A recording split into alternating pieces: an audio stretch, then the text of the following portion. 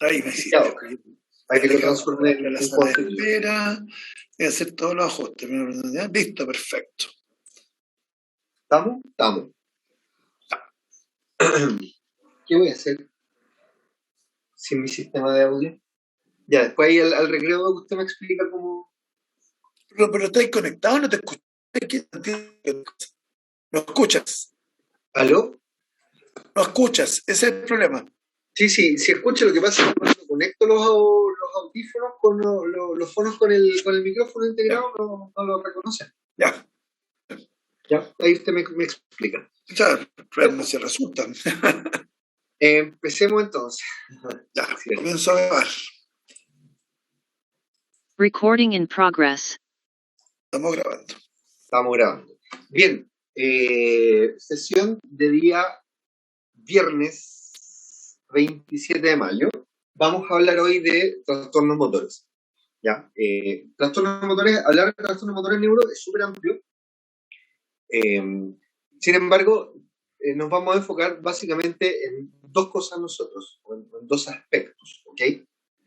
Nos vamos a centrar en lo que son las alteraciones de la vía piramidal y en lo que son las alteraciones de la vía extrapiramidal, tomando como ejemplo ya la patología más común que afecta a la vía extrapiramidal, que es la enfermedad de Parkinson, ¿ok? Entonces, vamos con eso. ¿Ya? A modo introductorio, vamos a empezar diciendo que hay varias estructuras en nuestro organismo que son responsables del movimiento, ¿ya? O el movimiento en su totalidad es responsabilidad de la funcionalidad de varias estructuras. ¿Ok? Por ejemplo, nos encontramos con la corteza motora. ¿Ok? La corteza motora, ¿cierto? Que trabaja entre paréntesis junto con la corteza premotora, ¿cierto? Planificando y ejecutando lo que son los movimientos voluntarios. ¿Ok? Dicho de otra manera, la corteza motora y las neuronas que nacen de esa corteza motora, ¿cierto? Que terminan formando lo que nosotros conocemos como la vía piramidal, son las responsables de la cantidad de movimiento que una persona tiene. ¿Ok? Sin embargo, esa cantidad de movimiento, que puede estar normal o que puede estar disminuida, ya va a ser afectada, va a ser modificada en su calidad por otras estructuras. ¿Ok? Y dentro de las estructuras que afectan la calidad del movimiento que uno tiene, aquí nos encontramos básicamente con dos. ¿Ya? Nos encontramos con los ganglios basales, ¿ok? Y nos encontramos con el cerebelo. Entonces, los ganglios basales en su conjunto más el cerebelo son responsables de la calidad de ese movimiento que nosotros tenemos. ¿Ok?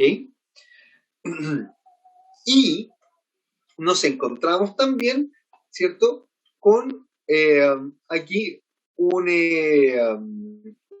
serie de circuitos locales a nivel medular que son responsables de la actividad refleja. ¿Ya? Que son responsables de la actividad refleja. Entonces, entre esta corteza motora, ¿cierto?, los ganglios basales, cerebelo y estos circuitos locales van a ser entonces, como yo decía, los responsables de la cantidad total de movimiento que nosotros tenemos en nuestro organismo. ¿Ya? Ahora, todos estos sistemas, chicos, confluyen en un punto en común, que es acá. Estas muchachinas que están acá, que son las motoneuronas inferiores, ¿ya? Entonces, motoneuronas inferiores, como dice ahí, corresponden o son el efector final de todos estos sistemas encargados de generar o de modificar el movimiento que nosotros tenemos, ¿ya? Las motoneuronas inferiores que nacen a nivel de las astas anteriores o ventrales o motoras en la médula espinal. Y estas son las motoneuronas que van finalmente a controlar la musculatura esquelética. Ahora, dentro de estas motoneuronas inferiores nos encontramos con dos, ¿cierto? Hay dos tipos de motoneuronas inferiores desde un punto de vista funcional. Existen las motoneuronas gamma y existen las motoneuronas alfa, ¿ok? Las motoneuronas gamma, ¿sí?, están representadas aquí por esta neurona en color rojo que está abajo, ¿ya? Las motoneuronas gamma están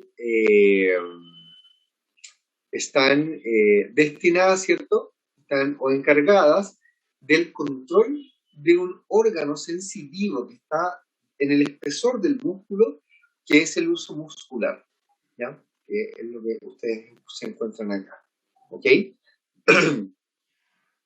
Las motoneuronas alfa, entre paréntesis, son las que van a controlar las fibras musculares encargadas de generar fuerza o movimiento, ¿ya?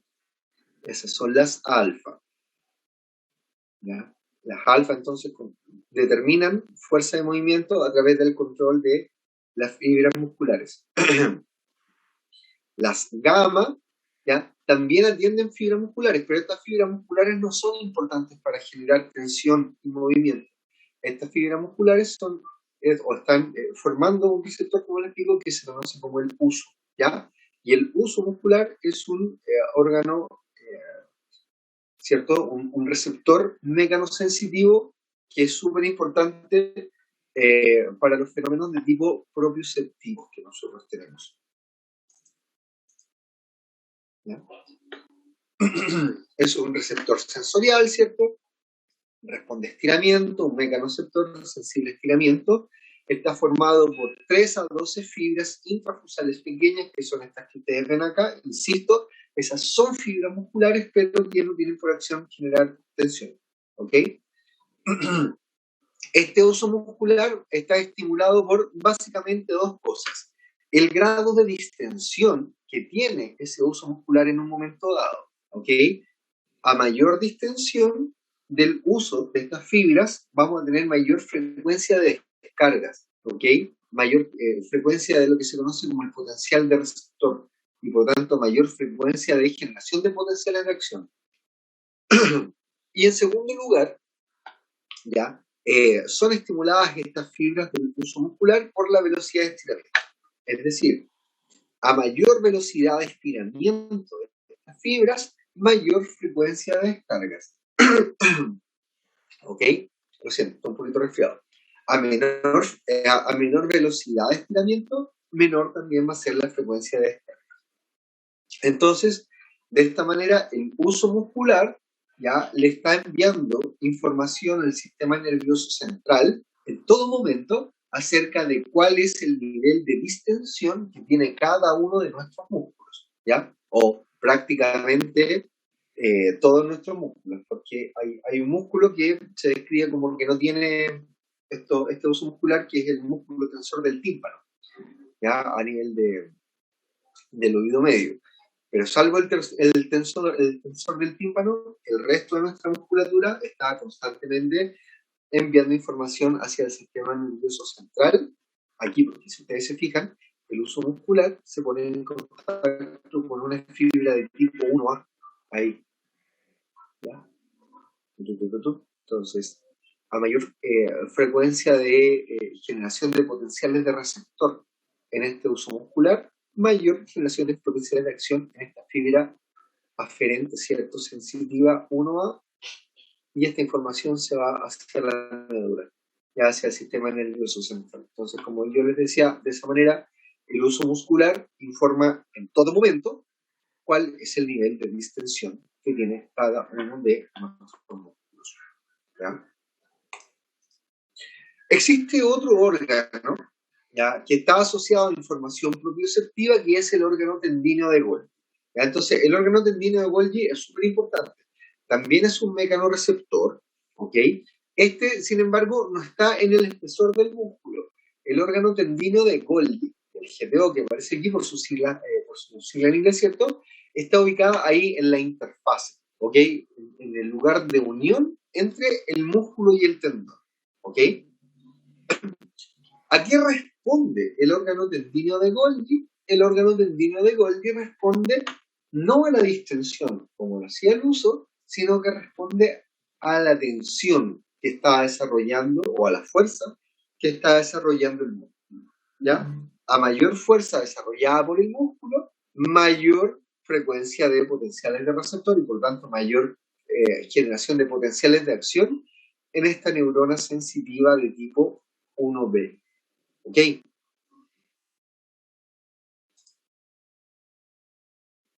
De esta manera, entre el órgano tendineo del hueso y el uso muscular, nuestro organismo sabe en todo momento cuál es el nivel de distensión que tiene cada uno de nuestros músculos y cuál es el nivel de fuerza o el nivel de tensión que cada uno de estos músculos está desarrollando. ¿Ok? Cuéntenme, chicos, ¿cómo vamos hasta este punto? Bien, profe, todo bien. Christopher me dice que íbamos bien. ¿Estas cosas las habían visto en neurociencia o en alguna asignatura o no?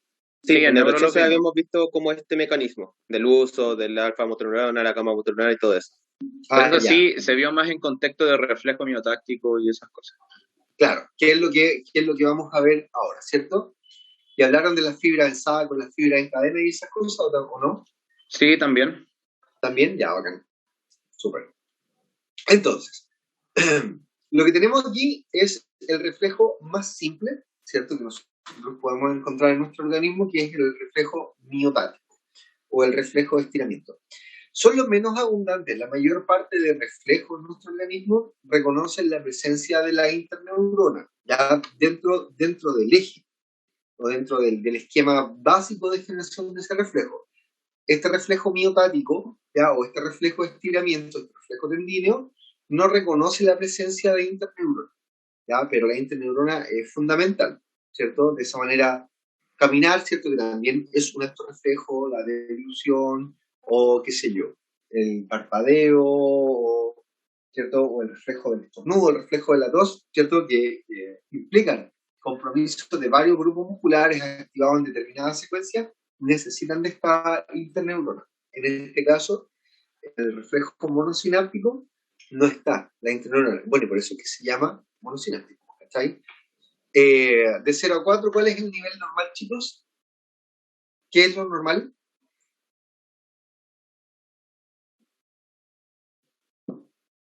No lo sé. ¿No lo vieron? Ya. Esto creo que no lo vimos. Ya.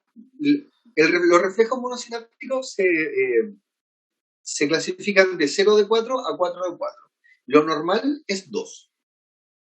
¿Ya? Un reflejo 1 de 4 es un reflejo disminuido y un 0 de 4 es un reflejo ausente. 3 de 4 es un reflejo aumentado en intensidad y 4 de 4 ya implica la aparición de globos, ya la actividad como espontánea de contracción del músculo, ¿sí? Asociada al reflejo. Entonces lo normal es 2. Por sobre 2, obviamente aumentado, ¿cierto? 4 clonus, por bajo 2, 1 disminuido, 0 implica reflejo ausente. ¿Cómo se produce esto? Entonces aquí nos está mostrando lo que aparentemente sería, ¿cierto?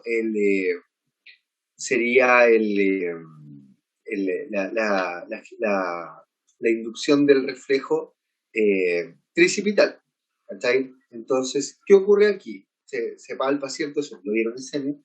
Primero palpan, ¿cierto? Identifican, después percuten el tendón tricipital. Cuando se percute el tendón tricipital, se produce distensión del músculo.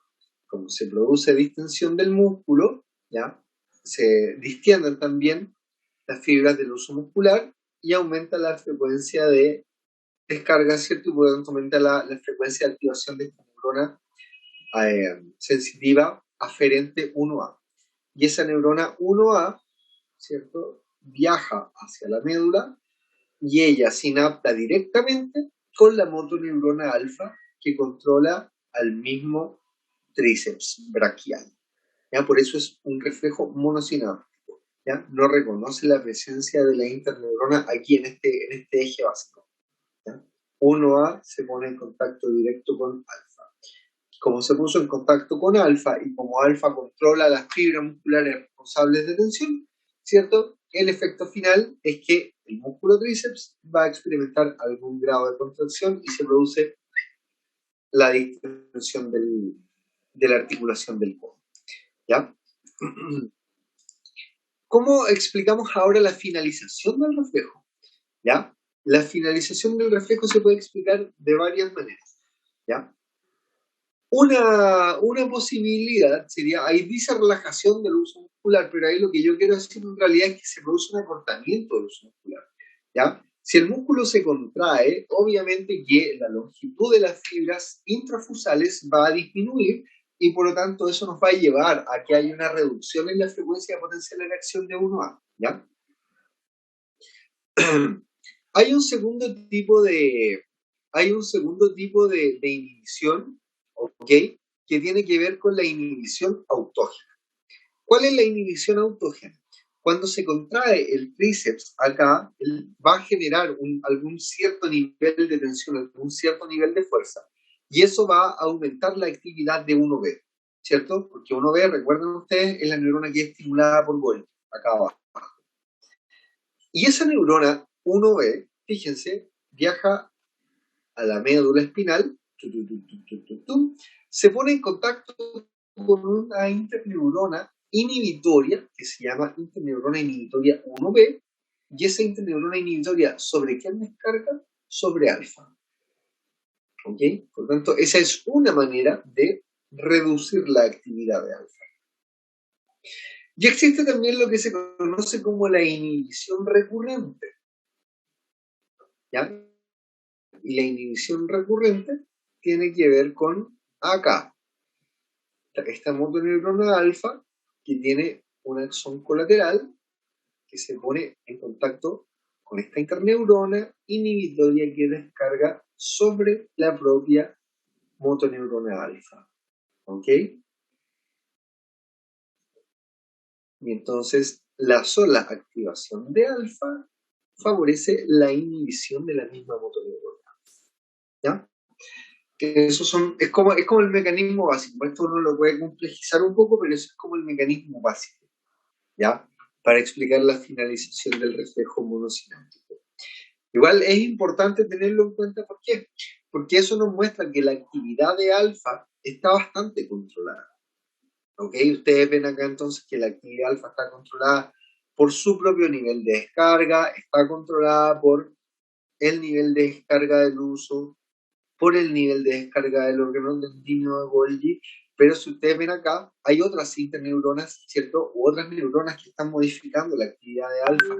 Por ejemplo, aquí neuronas que están en el músculo antagonista, ¿cierto? En bíceps, ¿ya? También vía interneuronas inhibitorias están reduciendo la actividad de alfa.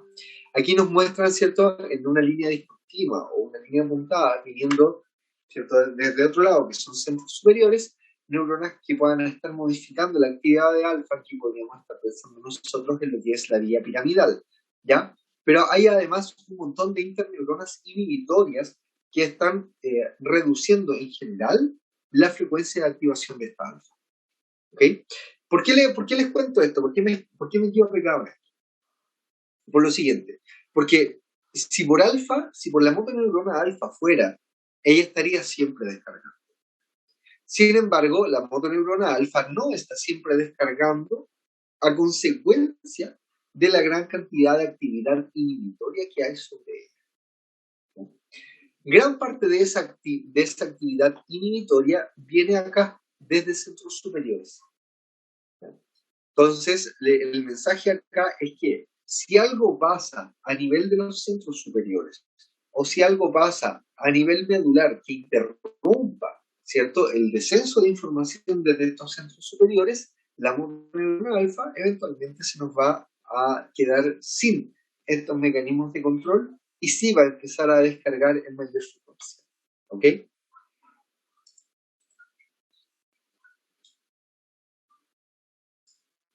Aquí estamos hablando un poquitito de lo mismo, ¿cierto? Entonces, regulación en la excitabilidad a nivel de médula espinal va a tener que ver con neuronas de tipo aferente, ¿cierto?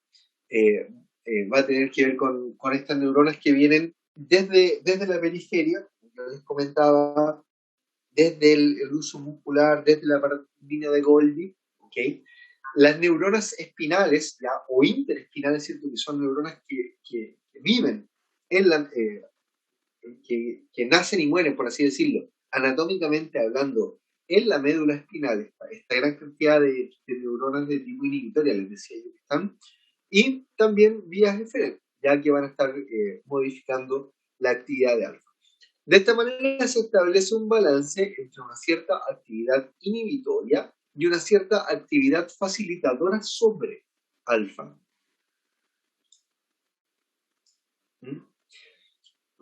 ¿Quién va a estar generando actividad inhibitoria sobre alfa? Un grupo de neuronas que nacen a nivel, ¿cierto?, del sistema reticular, ¿ok?, en el tronco encefálico, y que descienden por la médula espinal. Por eso a este conjunto, ¿cierto?, esta vía se le conoce como el tracto o la vía retículo espinal, específicamente dorsal, ¿ya? Esas son las principales neuronas encargadas de reducir la actividad de alfa. Pero hay otras neuronas que están de manera basal intentando aumentar la actividad de alfa, ¿ya? ¿Quiénes son responsables de esta actividad facilitadora? Aquí nos encontramos con neuronas del tracto retículo espinal, pero fíjense, medial, no dorsal, del tracto retículo espinal medial, y neuronas del tracto, ¿cierto?, vestíbulo espinal, ¿ya? Es decir, esta es una vía, ¿cierto?, un conjunto de axones, un conjunto de neuronas, ¿cierto?, que nacen a nivel de los núcleos vestibulares y recorren la médula espinal, ¿cierto?, haciendo sinapsis con determinadas neuronas a determinados niveles, ¿ya?, aumentando o tendiendo a aumentar su actividad, ¿ya? Entonces el tracto retículo espinal medial y el tracto vestíbulo espinal están siempre intentando aumentar la actividad de esta motoneuronal, ¿ya? Tal como ya habíamos comentado también, hay un cierto nivel de procesamiento intraespinal de la información, es decir, neuronas que, desde un punto de vista anatómico, nacen y mueren dentro de la médula y que están muy asociadas al control, ¿ya?, al control de alfa.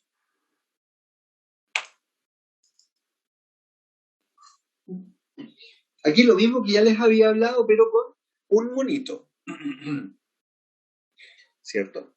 Entonces, aquí nos encontramos con la corteza cerebral, ¿cierto? Aquí nos encontramos con el tracto córtico-espinal, ese es el CST, el tracto córtico-espinal ahí depusa, ¿cierto?, aquí a nivel de bulbo, ¿ya? La mayor parte formando el tracto córtico-espinal lateral, que son las neuronas que finalmente van a activar a la motoneurona alfa, que son estas que están acá. Esas. ¿Ya?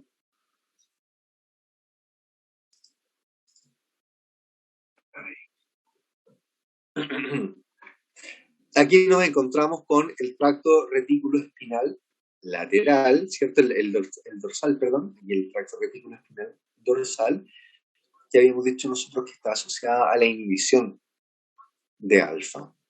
Pero también habíamos visto que hay un tracto retículo espinal medial, que está acá, que tiene una actividad facilitadora, y también, ¿cierto?, partiendo desde los núcleos vestibulares, el más importante, pero no el único, pero como el más importante acá, el núcleo vestibular lateral, ¿ya?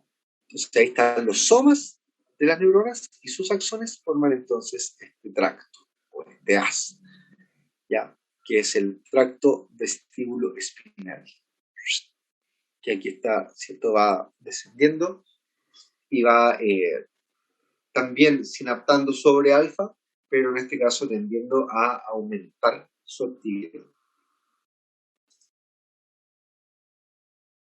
¿Ya? Aprovechamos a hablar de estos conceptos para tocar un tema, ¿cierto?, que es el tono muscular definido como la resistencia del músculo esquelético a la relajación pasiva por parte de un examinador, ¿ya? Como uno muchas veces se lo describen, es un estado de semicontracción o un estado de semirelajación constante que tiene el músculo, ¿ok? Ahí esa es una definición que es como más clínica, la resistencia del músculo esquelético a la relajación por parte de un examinador, ¿ya? Este tono muscular que debe ser ligero y constante, ¿ya? No se debiese modificar en el tiempo, ni se debiese modificar, ¿ya?, por la velocidad de movimiento que el examinador genera, ¿ya? Entonces, hay características importantes. ¿Por qué? Porque cuando, chicos, cuéntame, ¿han evaluado tono muscular ustedes en paso práctico o en campo clínico entre ustedes? Quizá cuando estuvimos practicando un poco examen neurológico en segundo en neurociencia, pero es como muy general, así como palpar músculos a ver si es que tenían una correcta tonicidad o si es que no estaban disminuidos en masa. Ya, claro, pero lo que uno, ¿cierto?, le pide a la persona es que esté relajada, ¿cierto? Uno toma qué sé yo, el brazo, ¿cierto?, por sobre la articulación del codo, pone la otra mano cerca de la articulación de la muñeca y va generando movimientos de flexión y extensión cuando evalúas codo, ¿cierto?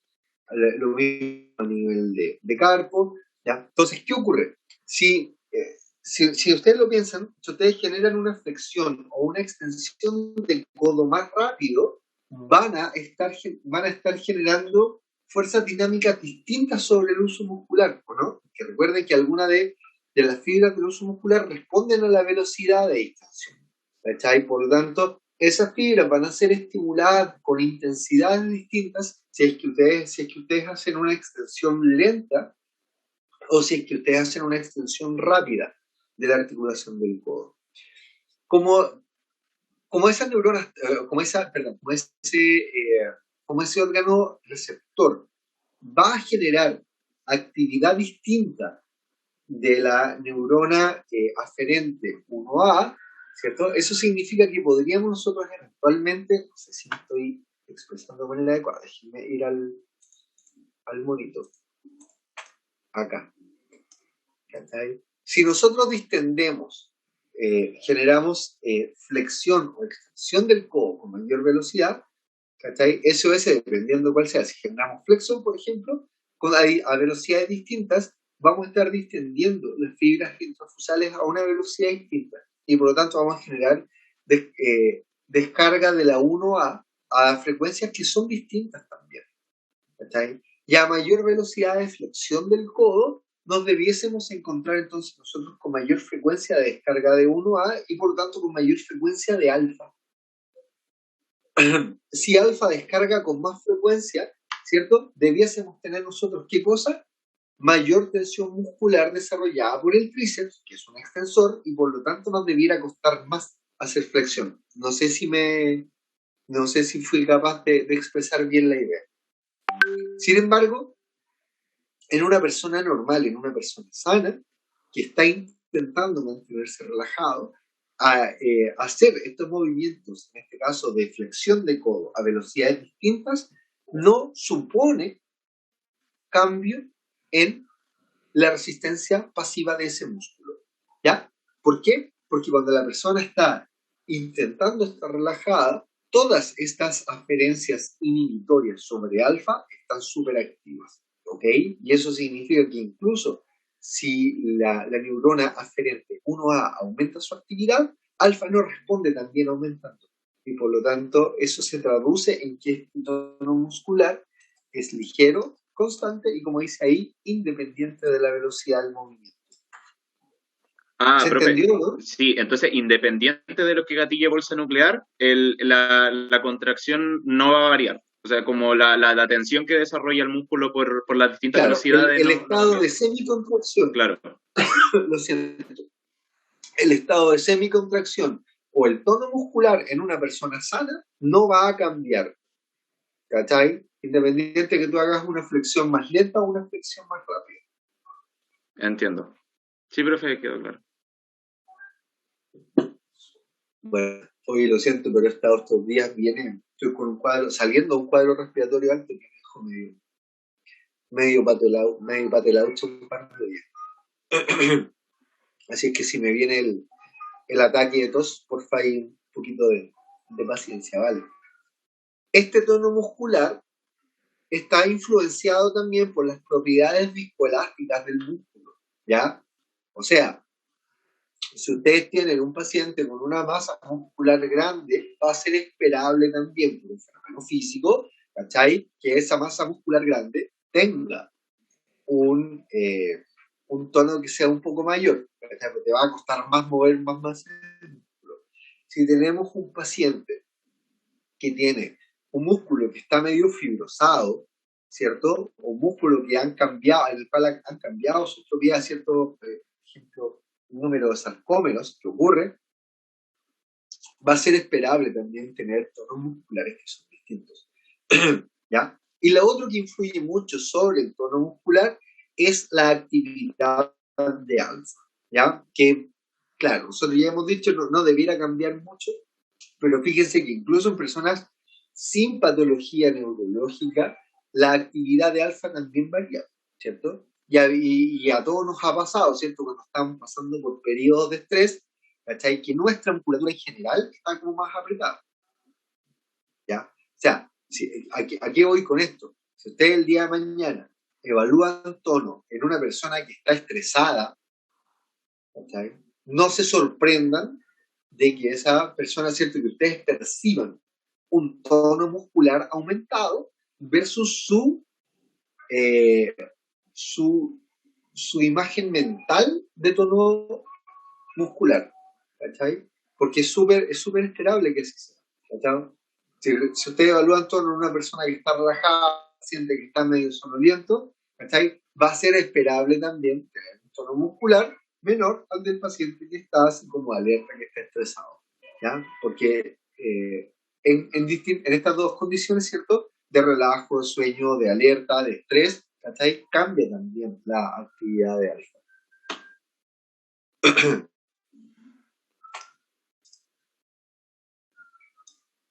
Ya, eso de fisio. Eso es lo que se supone que todos más o menos debiéramos saber. Ahora nos vamos a fisiopato. Cuénteme, ¿cómo vamos hasta aquí? Bien, profe. ¿Vamos bien? ¿Sí? Profe, perdón. Tengo una Dice- consulta sobre la diapo 7. Es que sale 0, como una rayita y un 4. ¿Eso significa Sí. algo? ¿Qué cosa? De nuevo, Lisa, por En la favor. diapositiva 7, ¿sí se puede devolver? Que puso un numerito, una Sí. fracción. No sé si explicó qué significa eso. Es 0 de 4, 1 de 4, 2 de 4, 3 de 4. Es como los soplos. ¿Es como qué? ¿Han visto caracterización de soplos cardíacos? Ya. ¿Sí? ¿O no? ¿Sí? Un paciente con un soplo 2 de 6, 3 de 6, 4 de 6. Ya, no. Ya. Aquí los reflejos van de 0 a 4, ¿cierto? La escala va de 0 a 4. Entonces tú dices, mi paciente tiene un reflejo 0 de 4, reflejo ausente. El paciente tiene un reflejo 1 de 4. Está presente, pero está disminuido. Lo normal es 2 de 4. Por supuesto que lo normal, Lisette, viene de la experiencia, ¿cachai? O sea, tu 2 de 4 hoy probablemente va a ser distinto a tu 2 de 4 de internet de segundo año, porque vaya a haber evaluado muchos reflejos en muchos pacientes, ¿ya? Pero lo normal para el examinador es el 2 de 4. Ya. Si el reflejo está aumentado, eso es 3 de 4. Y si tú estimulas el reflejo y el paciente muestra actividad recurrente, repetitiva, clonus, eso se clasifica como 4 de 4.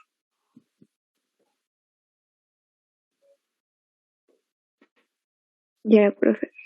¿Ya? ¿Le quedó claro, no? Sí, sí lo entendí. Gracias. Sí, ya. Pero en este caso, entonces, agregándome, entonces en este caso, los reflejos monosimpáticos se va a escuchar 0 de 4. O bueno, si más escuchar es sentir así 0 de 4. Así No, que claro. De nuevo, Christopher, por favor, se me cortó un poquitito. que entonces en estos reflejos, los monosimpáticos va a ser 0 de 4, por lo cual va a haber ausencia de todo, ¿no? O nada. Claro, en un paciente que está con 0 de 4 no debiera tener tono. ¿Y ese 0 de 4 significa eso en esta diapo específicamente o lo puso por qué? No, el 0 de 4 a 4 de 4, eso es lo que es como la clasificación normal. O sea, en esta diapo no estoy hablando ni del 1 de 4, 2 de 4, nada, simplemente lo puse así como para que tengamos la idea de que existe una escala, por así decirlo. ¿Ya? Pero aquí en la diapo no hice referencia a nada. O sea, en realidad sí. En la diapo hablé de los mecanismos así como normales, ¿cachai? Así como describir lo que debiese operar en condiciones normales para tener un 2 de 4. Ya, muchas gracias, se entendió. ¿Sí? ¿Sí? Ya.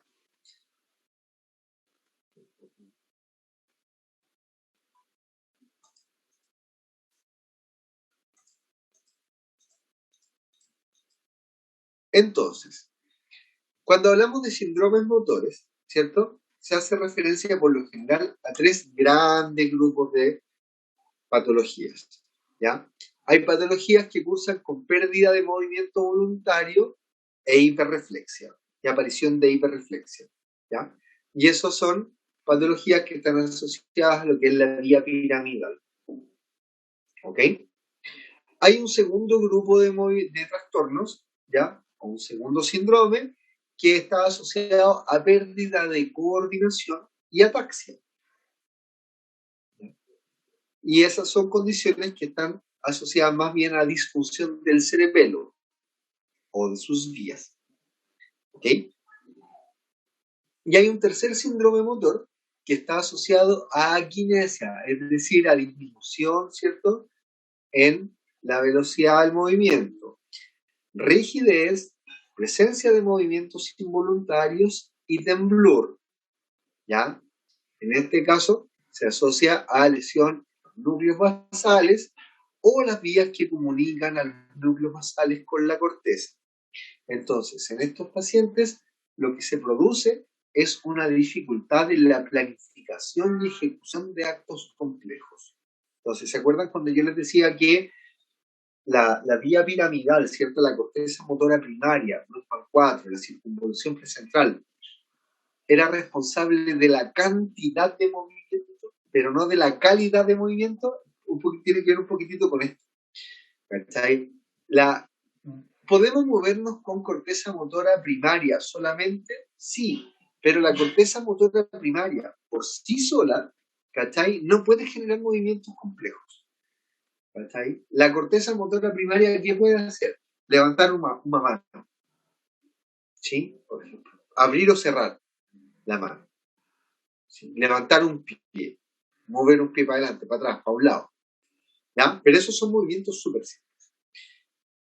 Nuestra experiencia nos ha demostrado que la mayor parte de los movimientos que nosotros hacemos son actos más complejos, ¿no? Abotonar, valga la redundancia, un botón, ¿cierto? Llevar la cuchara al plato y después a la boca, ¿cierto? Tomar el tenedor en una cierta forma, con una cierta angulación para pinchar, no sé, lo que sea, un pedazo de algo. Eso, la corteza motora primaria no lo puede hacer. ¿Cachai? Entonces, para eso necesitamos lo que se conoce como la corteza premotora, ¿ya? Pero la corteza premotora casi no se comunica, ¿ya? O casi no hay comunicación directa, lo digo así. Casi no hay comunicación directa entre la corteza premotora y la corteza motora primaria. Están al ladito en la corteza cerebral, pero no hay fascículos, no hay vías neuronales, o casi no hay vías neuronales que conectan a las cosas. Eso significa que la información que se generó en la corteza premotora, para llegar a la corteza motora primaria, tiene que seguir otro camino. ¿Cuál es ese camino? Ese camino son los núcleos de la base. Entonces, la corteza premotora envía su información, ¿cachai? Cuando nosotros queremos hacer un acto complejo, ¿cachai? Cerrar el cierre, ¿cachai? De un moletón, no sé cómo le llaman ahora, un hood creo que le llaman ahora, un canguro que le llamamos en mi tiempo. Cuando hacemos eso, en la corteza premotora se genera una imagen del movimiento que nosotros queremos hacer. Y esa información se va hacia los núcleos de la base. Y los núcleos de la base procesan información y a través del tálamo motor llevan esa información hacia la corteza motora primaria. Y ahí la corteza motora primaria genera activación secuencial de determinadas motoneuronas alfa, ¿cachai? Que terminan con que uno pueda cerrar o ajustar el cierre del canguro, ¿cachai? Entonces, si se producen alteraciones a nivel de estos núcleos de la base, o de las vías que conectan a la corteza con estos núcleos de la base, como dice ahí, se va a producir una dificultad en la planificación o en la ejecución de estos actos que son más complejos, ¿ya? Y eso es lo que se conoce como el síndrome extrapiramidal, ¿ya? En estricto rigor, chicos, el síndrome extrapiramidal tiene que ver con la afección de cualquier vía descendente que no sea la vía piramidal.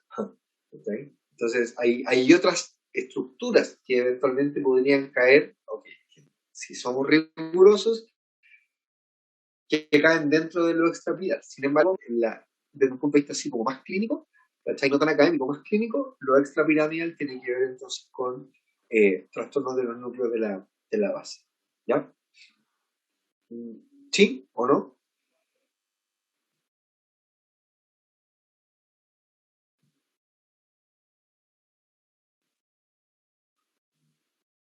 Gente, ¿aló? Yo quedé medio confundido ¿Con qué? con lo que diferencia a lo extrapiramidal de lo piramidal. O sea, las Ya. vías o la inclusión de los ganglios basales no... A ver.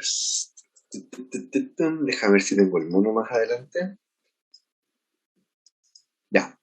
Mira, esta es la vía piramidal. La vía piramidal son neuronas que nacen en la capa, ¿cierto? Principalmente 4 y 5, aquí a nivel de la corteza motora primaria, y que bajan, ¿cierto? Ahí decusan hasta controlar motoneuronas alfa. Hay otras vías que no son la piramidal, que también tienen algún grado de control sobre alfa, Maximiliano. A esas otras vías que tienen algún grado de control sobre alfa, se les conoce como la vía extrapiramidal, por eso es extrapiramidal, ¿cachai? Porque no son estas neuronas que nacieron en la corteza motora primaria. Sin embargo, desde un punto de vista clínico, cuando se habla del síndrome extrapiramidal, ¿ya? El síndrome extrapiramidal se asocia a disfunción de los núcleos de la base. ¿Te acuerdas cuáles son los núcleos de la base? Sí, globos pálidos, núcleo caudado, putamen. Sí, Exactamente, ¿cierto? El cuerpo estriado, sí, cuerpo estriado, sí. ¿cierto? El núcleo rojo, ¿cierto? De mesencéfalo, sí. La Sustancia negra. la sustancia negra, Ujú. ¿cierto? Y el núcleo subtalámico. Sí. El conjunto de esas estructuras son los núcleos de la base. Ujú. Entonces, desde un punto de vista, así como de las neurociencias, todo lo que baja y que ejerce algún grado de control sobre sobre la motoneurona alfa y que no es piramidal, es extrapiramidal. En estricto rigor, el haz vestíbulo espinal forma parte de la vía extrapiramidal. ¿Te acordáis, no? Que ya lo habíamos nombrado. Sí, profe, sí. Aquí, ¿cierto? Este es el tracto vestíbulo espinal. Vestíbulo espinal, claro. Que va a ejerce algún nivel de control sobre alfa. ¿Ya? Ujú. Desde un punto de vista de las neurociencias, este que está acá, y este que está acá, y este que está acá, forman parte de la vía extrapiramidal. Extrapiramidales, ya. ¿Ya? Ujú. Sin embargo, desde un punto de vista clínico, no los consideramos. Ah, ya entendí la diferencia. Y desde un punto de vista clínico, ¿qué es lo que se considera como síndrome extrapiramidal? Patologías que están asociadas a los núcleos de la base.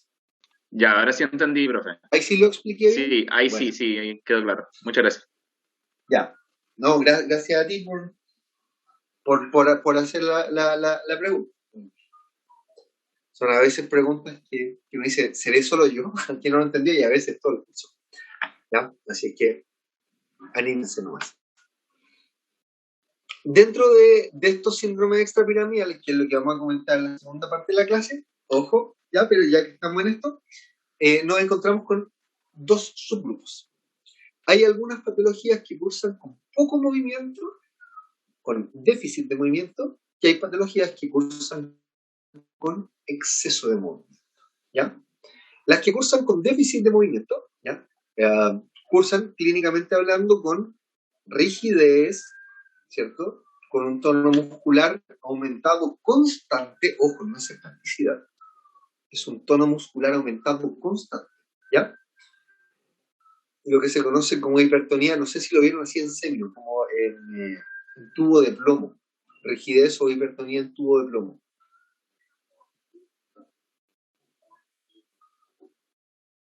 Dígame, ¿sí o no? Personalmente no lo recuerdo con el otro nombre.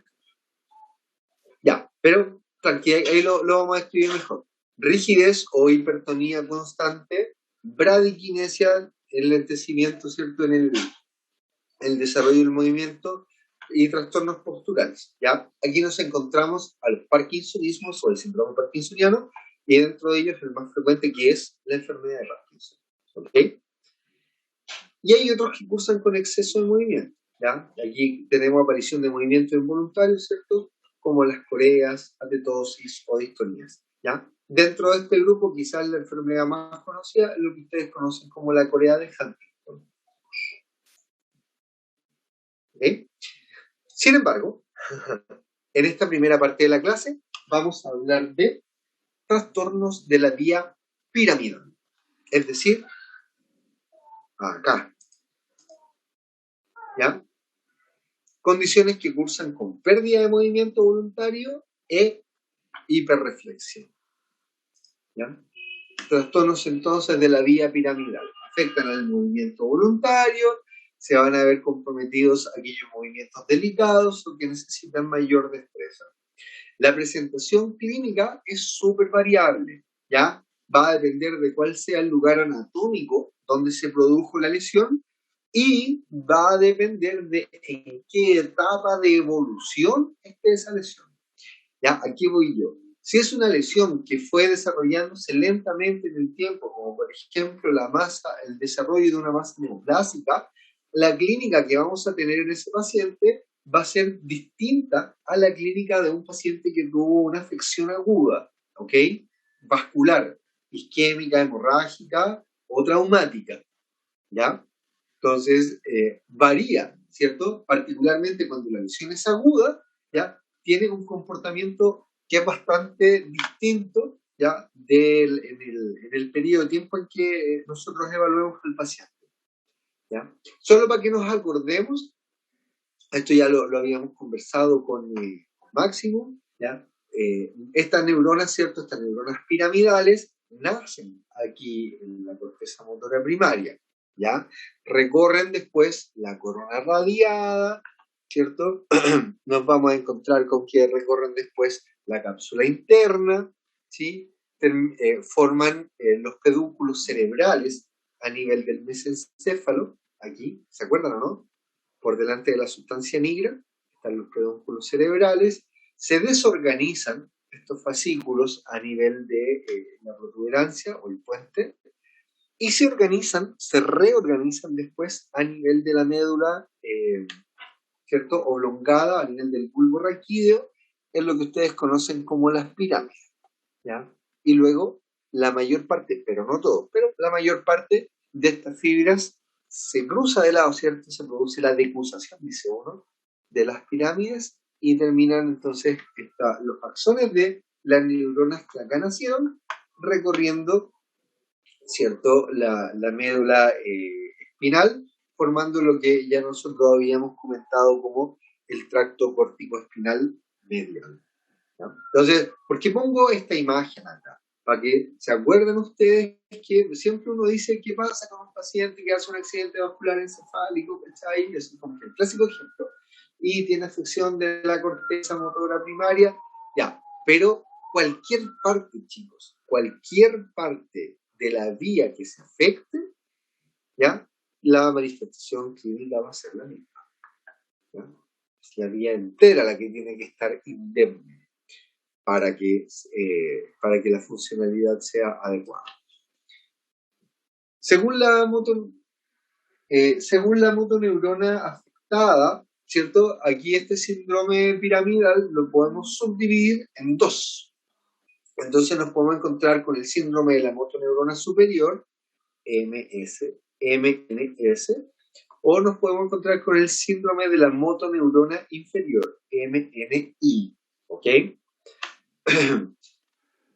Causas comúnmente asociadas a motoneurona superior: accidentes vasculares encefálicos, parálisis cerebrales, traumatismo encefalocraneano, traumas medulares, esclerosis lateral amiotrófica, hidrocefalia. ¿Ok? Van a afectar a la vía piramidal o corticobulbar, ¿sí? Van a estar asociados a debilidad, pérdida de destreza, ¿ya? Dice debilidad ahí porque la intensidad de la pérdida de movimiento tiene relación con el número de neuronas que se están perdiendo, ¿ya? Entonces, si una cantidad muy grande de neuronas se perdió, si todas las neuronas se perdieron, por supuesto que ahí ya no vamos a tener debilidad, vamos a tener ausencia de movimiento. ¿Cachai? Ya no nos vamos a encontrar con un paciente parésico, sino que de frente nos vamos a encontrar con un paciente pléjico. ¿Okay? Debilidad, pérdida de destreza, aparición de Babinski, ¿okay? Incapacidad para dirigir movimientos selectivamente, se produce cocontracción del grupo muscular, entonces el paciente intenta llevar su mano hacia adelante y muchas veces la puede terminar llevando hacia atrás. ¿Por qué? Porque se produce activación de músculos antagonistas también, ¿ya? Porque se pierde la capacidad entonces de controlar adecuadamente la musculatura, ¿ya? Hay aparición de movimientos inkinéticos, es decir, contracción de grupos musculares no asociados a la región que tú quieres mover. Eso es lo que... Ojo que los movimientos inkinéticos no necesariamente son indicadores de patología, ¿ok? Todos nosotros hacemos o hemos hecho movimientos inkinéticos y no por eso tenemos síndrome de motoneurona superior, ¿ya? Pero cuando, por ejemplo, ¿qué cara ponen ustedes o qué cara han puesto cuando están intentando enhebrar una aguja? Así como que se ponen feos, ¿no? Así como que elevan las cejas, así como que mueven la boca para el lado, todo, ¿cachai? Y estáis moviendo, que estáis haciendo movimientos de musculatura de los intrínsecos de la mano, ¿cachai? Pero termináis activando grupos musculares que no corresponden. Esos son movimientos inkinéticos, ¿ya? Aumento del tono muscular y posturas anormales, ¿ya? Síndrome de motoneurona inferior, patologías comúnmente asociadas, síndrome de Guillain-Barré, poliomielitis, ¿ya? Trauma o lesión medular en el segmento que queremos mover, no olvidemos eso, ¿ya? Implica lesión en nervios craneales o raquídeos según corresponda, ¿cierto? Nos vamos a encontrar con paresia o nos vamos a encontrar con plegia si el movimiento es ausente, ¿ya? En relación a las fibras perdidas, lo mismo que conversábamos en el punto anterior, ¿ok? ¿El tono muscular se nos altera? Acá sí, pero fíjense que el tono muscular no se nos altera no hacia el aumento, ahora como ocurre con la motoneurona superior, sino que en la motoneurona, en el síndrome de la motoneurona inferior, el tono se nos altera hacia la disminución. ¿Ok? Entonces estos pacientes van a cursar con hipotonía, eventualmente atonía, ¿ya? Y con hiporreflexia o eventualmente areflexia. Y otra característica clínica importante de la motoneurona inferior, o el síndrome de motoneurona inferior, es que, a diferencia de lo que ocurre con el síndrome de la motoneurona superior, estos pacientes cursan con atrofia muscular, ¿ya? ¿Por qué? Porque, bueno, evidente, ¿cierto? Si no está la neurona, si no está la motoneurona alfa, que es la que controla la funcionalidad del músculo o de la fibra muscular, ¿cierto? Las fibras musculares trabajan menos, y como trabajan menos, ya lo vimos nosotros en la clase número 1, se terminan atrofiando. De hecho, las fibras musculares muchas veces pueden terminar muriendo, ¿cachai? Pueden terminar apoptosando. Y ahí se produce una cosa, o no se produce ahí una cosa, sino que eso demuestra que hay una asociación muy intensa, muy estrecha, entre la motoneurona alfa y las fibras que ella controla. ¿Cachai? Fíjense ustedes que si por algún motivo las fibras musculares mueren, ¿ya? La motoneurona alfa que controlaba esas fibras suele terminar muriendo, ¿no? Eso puede ocurrir, por ejemplo, en un desgarro, ¿ya? Y al contrario, Si muere la motoneurona alfa, ¿ya? Las fibras musculares primero se atrofian y después también pueden terminar muriendo.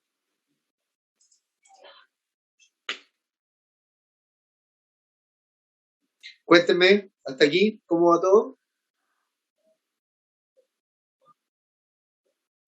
¿Todo bien? ¿Todo bien? Sí, profe, Excelente. se entiende. Todo. ¿Y Lisette, sí? Sí, Ya, genial. Oye, les propongo que hagamos un primer recreo para descansar un poco el aparato fonador. Bueno, Para ir a profe. ver sí, profe. Ya, genial, se lo agradezco mucho. Son las 17:32. Recording stopped. 17:50, ¿les parece? 18 minutos. Igual entiendo que esta parte de la neuro es como bien ruda y no muy del gusto de todos. Así que Perdona, no escuché la hora. ¿A qué hora hay que prefiero volver? mantenerlos como más cautivos con recreos largos. 17:52. Ya, ok. ¿Ya? Ya. Ok, nos vemos, que estén muy bien. Chau, chau.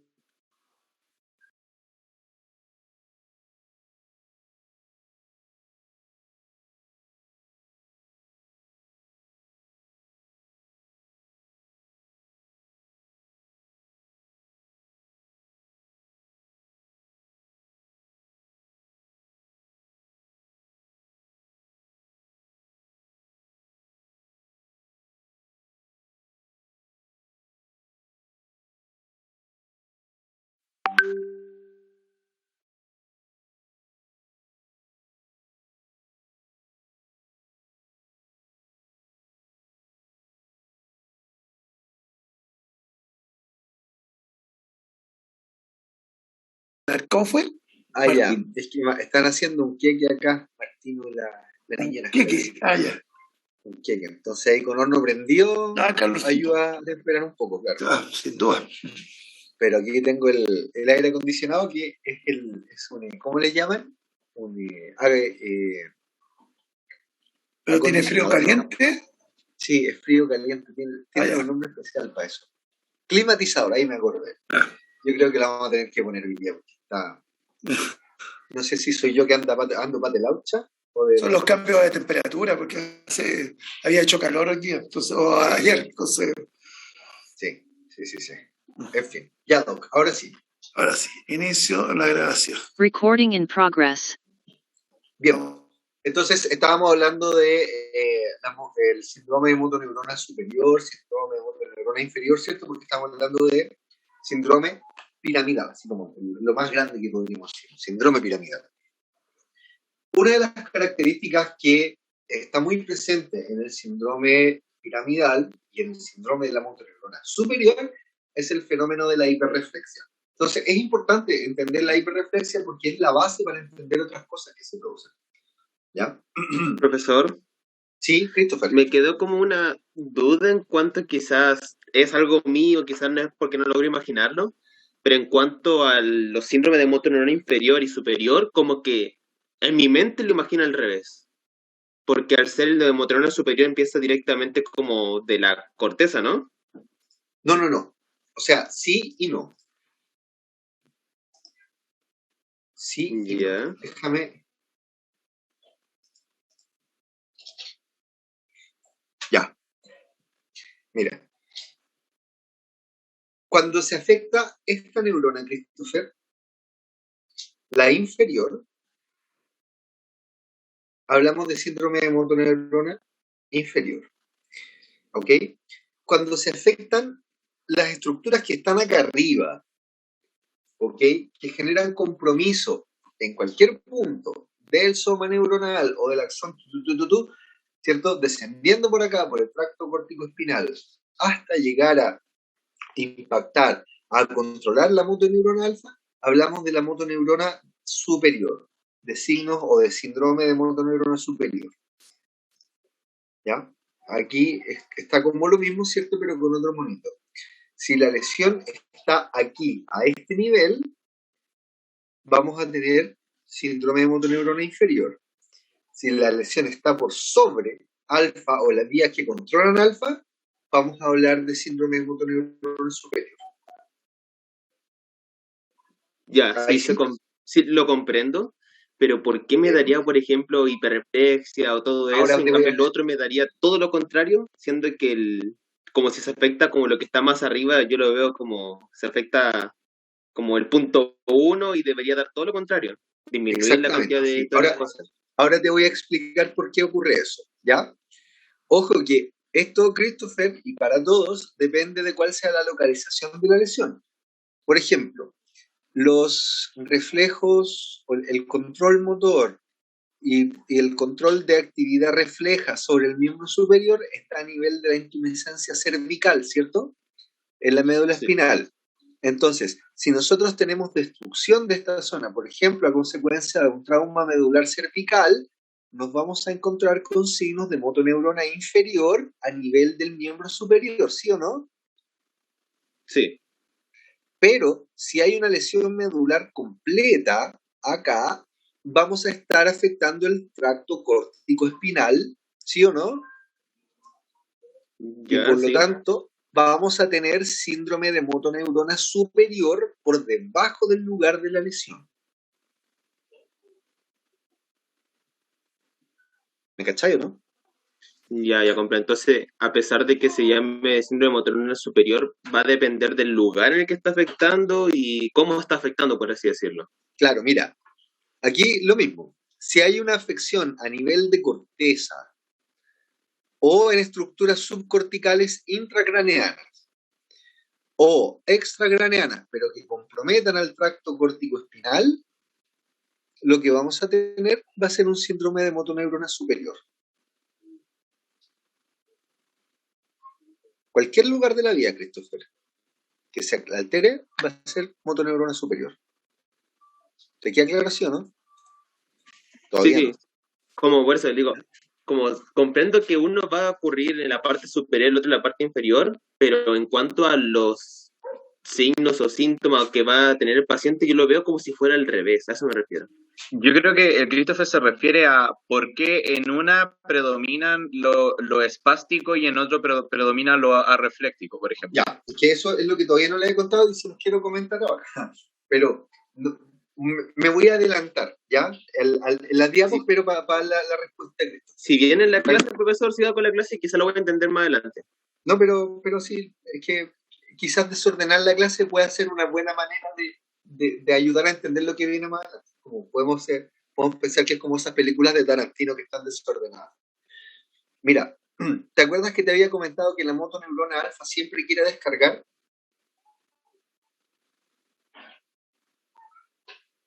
Sí, profe, sí, recuerdo eso. Sí, pero que no lo hace porque normalmente está siendo controlada por una serie de otras aferencias de tipo inhibitoria, ¿te acuerdas? Sí, también Ya. recuerdo eso. Si se interrumpe la vía córtico-espinal, ¿cierto? ¿Qué va a ocurrir? Se pierde mucha actividad inhibitoria sobre alfa. Porque aquí aparece que la vía córtico-espinal va a estimular directamente alfa. Pero este es un diseño incompleto del procesamiento que hay a nivel intraespinal. ¿Cachai? Porque la vía córtico-espinal también estimula a otras interneuronas inhibitorias que reduce la actividad de alfa. ¿Me explico, no? Entonces, No, sí voy comprendiendo, sí. ¿qué pasa si se interrumpe la vía córtico-espinal? La actividad de alfa aumenta. Eso quiere decir que a un mismo nivel de descarga, ¿cierto? Tú vas a evaluar reflejo en ese paciente. Y a un mismo nivel de descarga de la 1A, porque se produjo un cierto nivel de distensión del uso, la respuesta de alfa va a ser mucho mayor. Y por lo tanto vas a tener un reflejo aumentado en magnitud. ¿Me entiendes? Sí, Y por lo ahora tanto, sí voy comprendiendo. y por lo tanto se va a producir un fenómeno hiperrefléctico. ¿Ya? Ahora, empiezo hablando de la hiperreflexia porque la hiperreflexia es la base para explicar, por ejemplo, el clonus, es la base para explicar el hipertono, es la base para explicar el fenómeno de la espasticidad. Todo eso deriva de un fenómeno de tipo hiperrefléctico. ¿Cachai? Y si tratamos de linkear el fenómeno hiperrefléctico como con algo más básico, así como que el fenómeno de las neurociencias, tiene que ver todo esto con un fenómeno plástico. ¿Cachai? La visión actual que hay de la hiperreflexia, del hipertono, de la espasticidad, es que al perderse el control, ¿cachai? Sobre alfa, porque se pierde la vía córtico-espinal, se empezarían a producir fenómenos plásticos entre alfa, ¿cierto? Gamma también, entre paréntesis, y los circuitos locales. Y entonces eso se va a traducir en que la probabilidad, o eso se va a traducir en que la actividad de gamma y de alfa va a ser constantemente mayor. Por lo tanto, frente a un cierto nivel de descarga de 1A, ¿cachai? Vamos a tener un nivel mayor de respuesta de A. Y por lo tanto, vamos a tener un cierto nivel de contracción de ese músculo que va a ser mayor. O sea, vas a tener un tono muscular aumentado, de basal. ¿Ya? Pero cuando tú vayas a evaluar tono y hagas percusión aquí del tendón tricipital, cuando se produzca distensión del uso, que ya está más activo, porque está más activo gamma, ¿me explico, no? Sí, voy comprendiendo. Porque sí, déjame activar la cámara, porque esto se entiende, a mi gusto, mejor cuando uno hace la dramatización de esto en vivo. Ahí estoy. Sí, las fibras intrafusales están así, ¿cachai? Pero tú activas a gamma, esas fibras se van a contraer y van a estar así, ¿o no? Entonces, ¿qué va a ocurrir? Cuando tú hagas la percusión del tendón, la velocidad de distensión va a ser mayor. Si están así, que si están así. ¿Cachai? Por lo tanto, la mayor actividad de gamma te va a llevar a una mayor velocidad de distensión de las fibras intrafusales cuando tú hagas la evaluación del reflejo. Eso va a significar que la actividad de 1A va a ser aún mayor, y como alfa ya perdió esa inhibición, la respuesta de alfa a su vez va a ser mayor. Y va a tener fenómeno hiperreflectivo y va a tener fenómeno de hipertono. Y ahora sí me quedó mucho más claro así. Que no me entraba en la cabeza cómo esto, pero ahora que me explicó bien cómo es eso de la mayor activación de alfa y de gamma, y también el tema de que se como dañan los fenómenos inhibitorios, hay una mayor actividad de por sí, y ahora sí entiendo por qué. Bacán. Ya, ahora sí, Y entiendes por qué, o entienden, tú estás preguntando, pero la pregunta es para todos, ¿ya? Mi pregunta, yo la centro en ti, pero es para todos. ¿Se entiende por qué si hay destrucción de alfa y de gamma, se pierde la respuesta refleja y por lo tanto se pierde el tono? porque, bueno, dale Maxi, que está ahí con como el micrófono activado. Me iba a decir que sí. Sí, pues cierto, pero si no tenéis alfa, no tenéis quien controle la fibra muscular. Exacto, eso iba a decir. Como va a ocurrir quizá la cosa, así como voy a intentar hacer el que ocurre el reflejo, pero no va, como no hay alfa, no hay gamma, no va a ocurrir nada. Claro, percutes el tendón acá, se produce la distensión, ¿cierto? Aumenta la actividad de la 1A. Pero alfa no responde. Si no tenéis alfa, ¿cachai? ¿Qué contracción vaya a tener del músculo? Exacto, como no responde, no puede enviar la respuesta para que haya una contracción. Sí, eso se convenció bastante bien, gracias, profe. Porque puede tener sensibilidad a conservar el uso, pero si no hay alfa motoneurona no hay nada, al final. Exactamente. Dependiendo de cuál sea la causa. Porque si tú generas destrucción del nervio espinal, acuérdate que el nervio espinal contiene información sensitiva, motora y autonómica. Entonces, si tú generas destrucción del nervio espinal, probablemente vaya a echar a perder todo. Porque vas a interrumpir a la vía aferente también. Ah, claro, cuando hay como, por ejemplo, no sé, una sección completa del nervio raquídeo que lleva ambas informaciones. Si hay una neuropatía periférica, ¿cierto? Algún fenómeno de ese tipo, una desmilinización, Claro. probablemente ahí tampoco vaya a tener sensibilidad. Claro. ¿Ya? Ahora, si tenía un fenómeno específico intramedular, puede que tenga sensibilidad conservada, pero igual, pues si no hay alfa, no tenéis quien estimule el músculo.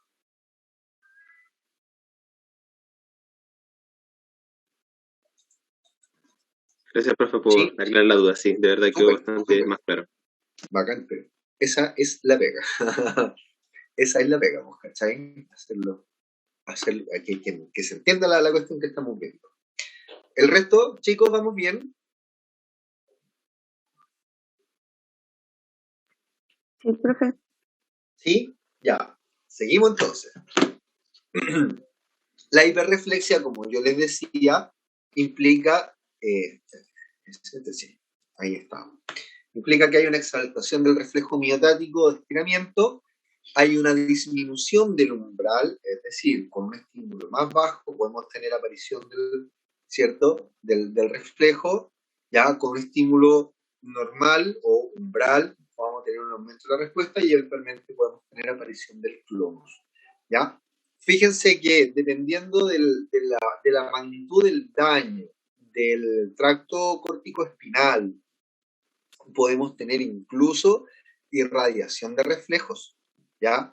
Podemos tener irradiación intrasegmentaria, es decir, ¿cierto?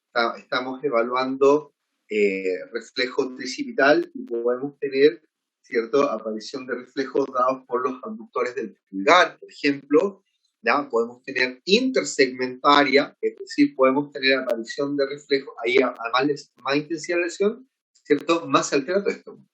¿Ya? Y esto se explica porque se pierde la actividad sobre interneuronas que controlan distintos grupos musculares. ¿Cachai? Entonces, intrasegmentaria, aparición de reflejos dentro del mismo miembro. Intersegmentaria, el miembro, si estamos hablando miembro inferior, ¿cierto? Podemos tener aparición de reflejos del miembro superior, pero del mismo lado. O incluso, en casos así como extremos, podemos tener aparición de actividad de tipo contralateral, ¿ya? Porque eso nos habla de que se afectó todo el procesamiento de la información a nivel interespinal, ¿ya? Cuando la lesión es aguda, hay aparición después de un periodo de latencia. Miren que eso es súper interesante también. Si se produce una lesión aguda, si se produce un accidente vascular encefálico, si se produce un trauma medular, ¿cierto? La actividad refleja cae. ¿Ya? Cae. Ustedes van a encontrar a los pacientes, ¿cierto?, en la primera etapa del trauma medular o del accidente vascular encefálico con respuestas disminuidas. ¿Ya? Pueden estar incluso ausentes dependiendo de la magnitud de edad. Cuando ocurre eso, se dice que el paciente cayó en un shock medular. ¿Ya? Pero ese mismo paciente, días o semanas después, va a experimentar una reaparición de los reflejos, pero una reaparición que es anormal, porque es una reaparición que va a estar aumentada. ¿Cachai? Entonces, el mismo sujeto, primero, pierde actividad refleja, y luego la recupera, pero la recupera de manera anormal porque está aumentada. ¿Ya? Entonces, hoy en día lo que se piensa es que en ese periodo de tiempo, ¿cierto?, que pasa desde que el reflejo disminuyó, desapareció, hasta que volvió aumentado, se estarían generando estos fenómenos plásticos de reorganización de actividad a nivel interespinal. ¿Ya? Entonces, si vamos a explicar desde la fisiopato la hiperreflexia, ¿ya? Hay alteración del procesamiento intraespinal, hay mayor llegada de información a las motoneuronas alfa y gamma, ¿cierto? ¿Ya? Y esto está mediado por las motoneuronas gamma, lo que yo les decía un poquito.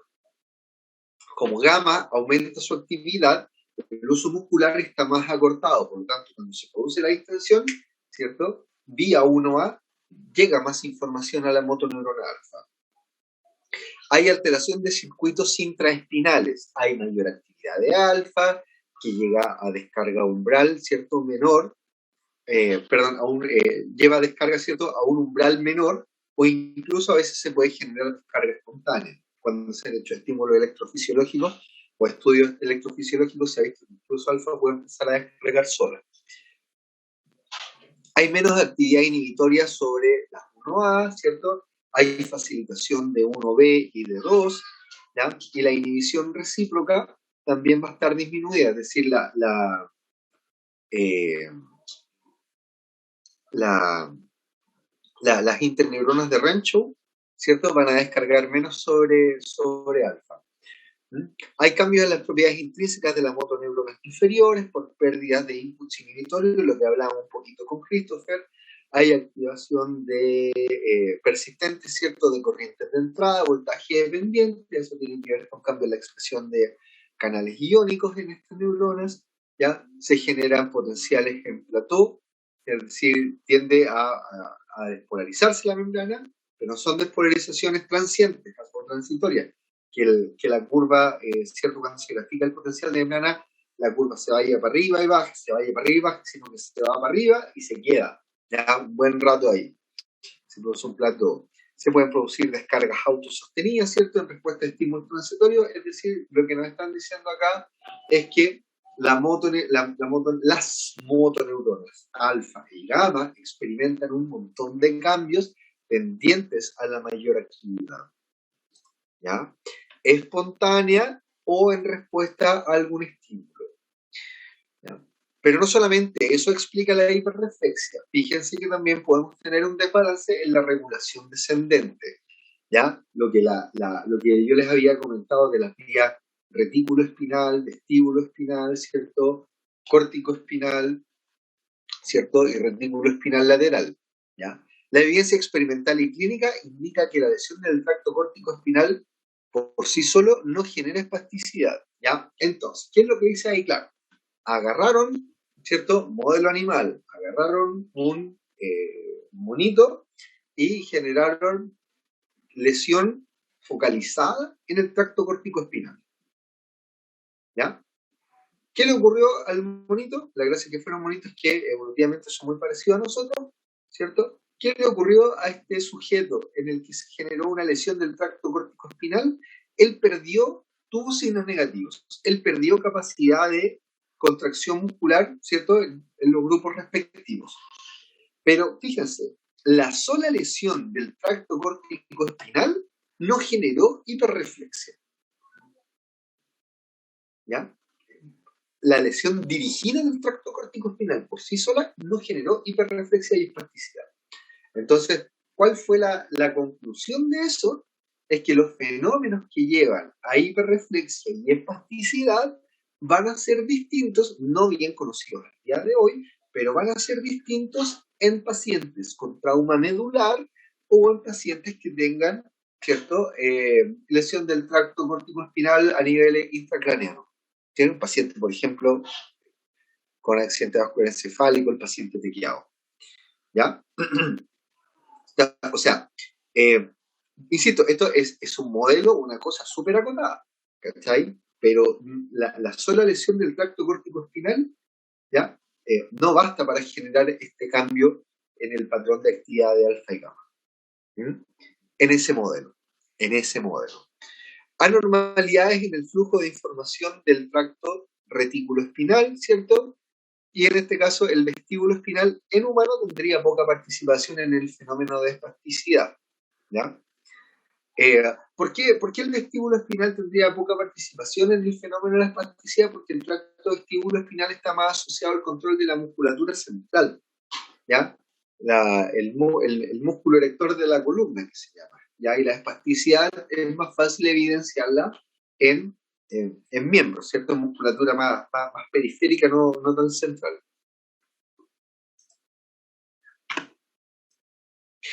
Una manifestación de esta hiperreflexia es el fenómeno de la hipertonía, ¿ya? Es un signo de disfunción de la motoneurona superior, así como clásicamente se considera.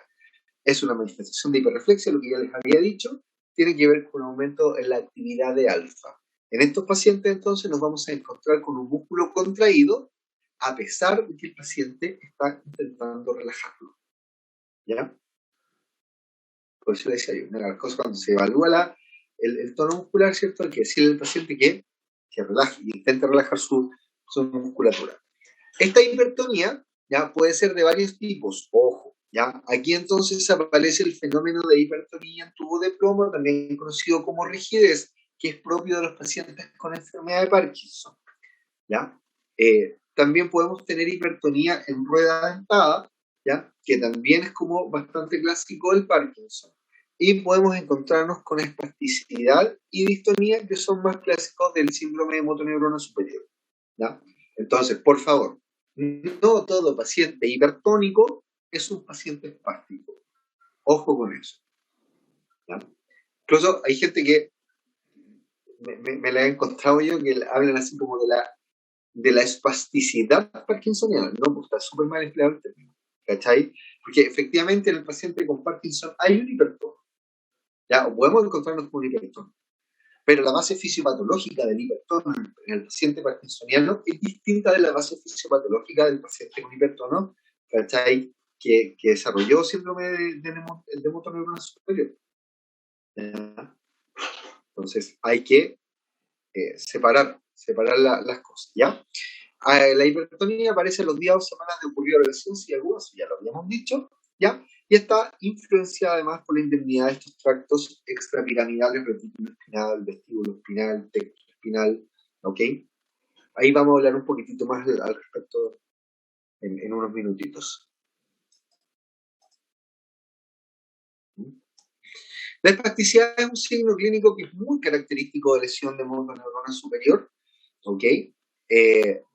La visión que hay de la espasticidad desde el punto de vista de cómo se explica ha ido cambiando a lo largo del tiempo. Fíjense, por eso les puse estas dos definiciones acá. Entonces, en el 1980 se definía esto como un trastorno caracterizado por un aumento del tono muscular velocidad dependiente, ¿ya? Acompañado de hiperreflexia de reflejos tendines, que es más o menos la idea que tenemos ahora, ¿cierto? La que hasta este punto tenemos nosotros en este momento de la clase.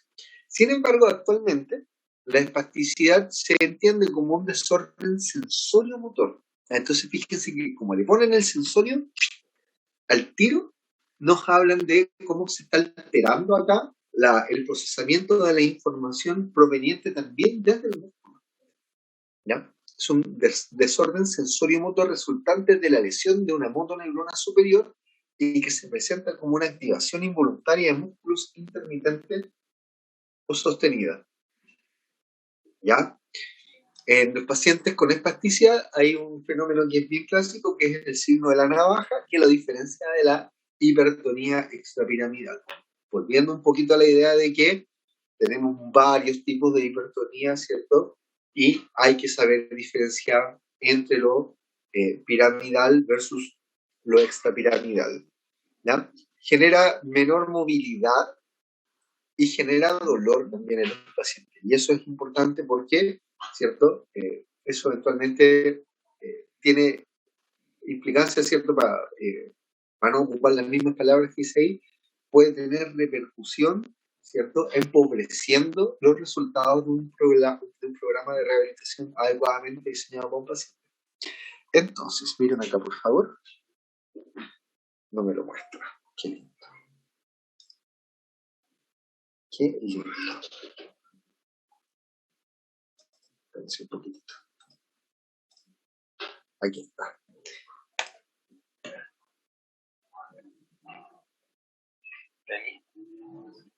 Paciente intentando mantener la musculatura relajada, miren todo lo que le cuesta al examinador, ¿cierto? La flexión de rodilla y fíjense el signo de la navaja, ¿cierto? El cuádriceps está contraído, entonces cuesta. Y de repente, ¡pum!, que cede el músculo. Vamos de nuevo, miren, cuesta, ¡pum! O sea, ahí se produce el fenómeno de la navaja. ¿Cómo esas cortaplumas? ¿Jugado alguna vez con esas cortaplumas? Que tienen un resorte que al principio cuesta llevarle y de repente la navaja se cierra sola. Una vez más. Ahí está el fenómeno de la navaja.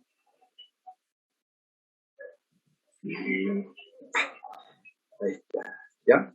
¿Por qué se produce el fenómeno de la navaja? No se sabe, pero aparentemente sería un fenómeno protectivo del músculo, ¿ya? Para evitar el desgarro. Porque ahí lo que ustedes están haciendo cuando se genera la flexión de rodilla es distender al músculo. Si el músculo se está contrayendo, si están las fibras de actina y miosina, ¿cachai? Interactuando entre ellas, pero la fibra se está alargando, se está produciendo lo que se conoce como una contracción extrínseca, que es uno de los mecanismos a través de los cuales se produce el desgarro, ¿cachai? O sea, lo que quiero decir, si las fibras de actina y miosina están acopladas y ustedes están alargando el músculo, la probabilidad de que esa célula muscular se se rompa, ¿cierto? Es alta, ¿ya? Eso es un desgarro. Entonces, aparentemente, sería un fenómeno protectivo del músculo, ¿cierto? En un intento de evitar el desgarro, lo que generaría el signo de la navaja, ¿ya? Manifestaciones clínicas de estos pacientes hepáticos, ¿cierto? Hay signos positivos, ya lo que hemos hablado, hiperreflexia, presencia del extensor plantar, la presencia de clonus, signos negativos, ¿cierto? Falta de agilidad, pérdida de control, descoordinación.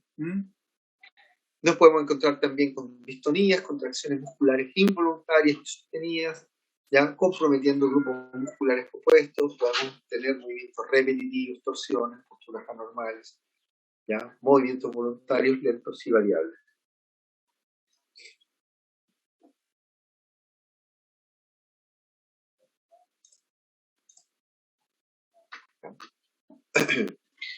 Entonces, el patrón de progresión de los trastornos motores está bastante bien caracterizado, está bastante bien definido, ¿ya? Entonces, frente a una lesión aguda, ¿ya? Se produce acá, ¿cierto? El stroke, el fenómeno agudo, y el paciente, entonces decíamos nosotros que la actividad refleja cae, ¿ya? Y cae la actividad de alfa y cae la actividad de gamma, y esos pacientes ustedes los van a encontrar, o ya los han visto, si es que han visto algunos, ¿cierto? Llegan en etapa de flacidez, ¿ya? Luego, la flacidez progresa y empiezan a aparecer sinergias, ¿cierto? Hay algo de espasticidad. En una tercera etapa hay una espasticidad que es marcada, ¿ya? Se van perdiendo las sinergias, ¿cierto? Va disminuyendo la espasticidad, va reapareciendo el control motor selectivo y eventualmente podríamos tener movimientos coordinados o aislados de nuevo, ¿ya? Dependiendo del caso, ¿ya? Este patrón va a ser seguido en todos los pacientes, ¿ya? Sin embargo, algunos pacientes se van a quedar en alguna etapa. Es decir, hay pacientes que van a quedar como pacientes con flacidez. Otros van a quedar con un poquito de sinergia, ¿cierto? Con sinergia y poco espasticidad, otros con espasticidad marcada, Pero ningún paciente se salta estas etapas, ¿ok? Ningún paciente se salta estas etapas. Desde un punto de vista de la terapéutica, ¿cuál creen ustedes que es la peor condición para el paciente?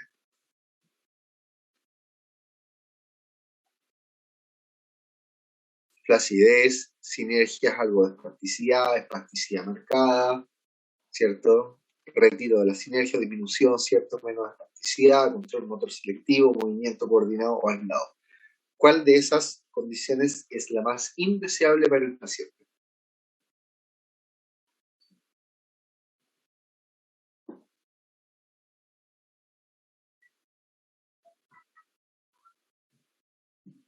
Van a tener pacientes así ustedes, chicos.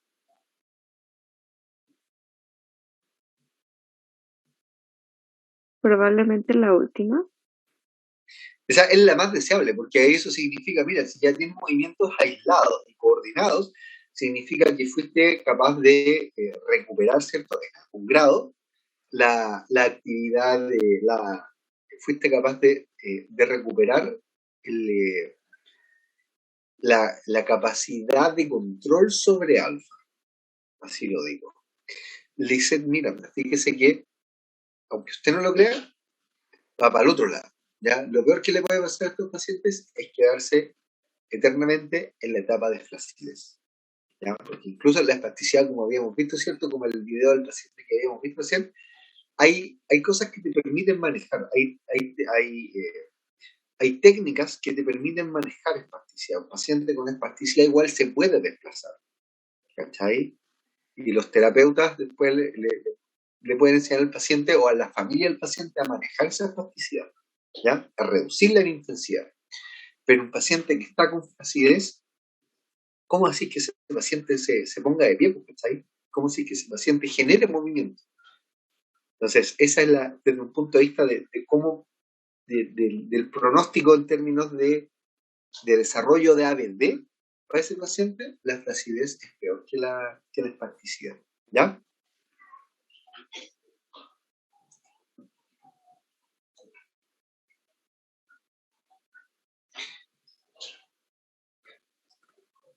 Pequeños, pequeñas, hasta aquí, ¿cómo va la cosa? Bien, profe. Sí, Todo sí, bien, ¿Vamos profe. bien? ¿Sí? ¿Alguien tenía una duda, no? No, pero bueno, por mi parte No, me por mi quedo parte claro. tampoco. Ah, ya. Entonces, miren esto. Cuando el hipertono afecta al miembro inferior, tiende a afectar más a los grupos extensores del miembro inferior. En cambio, cuando el hipertono afecta al miembro superior, tiende a afectar más a la musculatura flexora. ¿Ya? No sé si han visto pacientes con secuelados de ACV, por ejemplo, ¿no? Con manifestaciones motoras en miembro superior.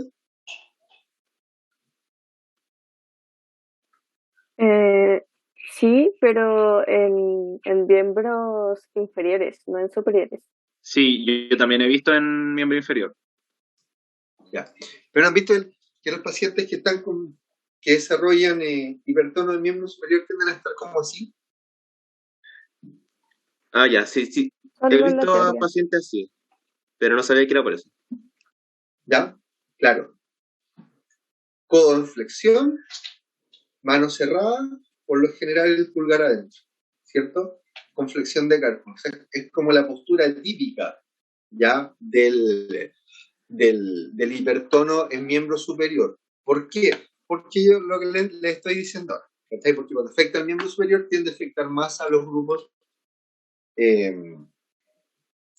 tiende a afectar más a los grupos flexores, en cambio el miembro inferior a los extensores, ¿ya? Ahora, ¿por qué se produce eso? Eso tiene que ver con la alteración de estructuras fisiológicas o anatómicas normales que controlan a estos grupos, ¿ya? Entonces, hay alteración de estructuras troncales con proyecciones hacia médula. Entonces, lo que dice acá es que a nivel medular nos vamos a encontrar con estructuras presentes en el colículo superior. ¿Se acuerdan de los colículos, o no? En la cara posterior del mesencéfalo, aquí, colículos superiores, colículos inferiores. ¿Ya? A nivel de la formación reticular, diseminada, ¿cierto? A lo largo del tronco encefálico. Nuestros famosos núcleos vestibulares. Y el núcleo rojo, ¿cierto? A nivel del núcleo rojo que está a nivel del mesencéfalo también, ¿ya? Desde ahí nacen grupos de axones, o hay neuronas, hay somas neuronales ahí, y sus axones, ¿cierto? Que terminan formando estos haces, o estos tractos, o estos fascículos, como ustedes les quieren llamar, que van a controlar la musculatura, ¿cierto? En el miembro superior o en el miembro inferior. Entonces, estos sistemas los podemos nosotros subdividir en algunos que son mediales y en otros que son laterales, ¿ya?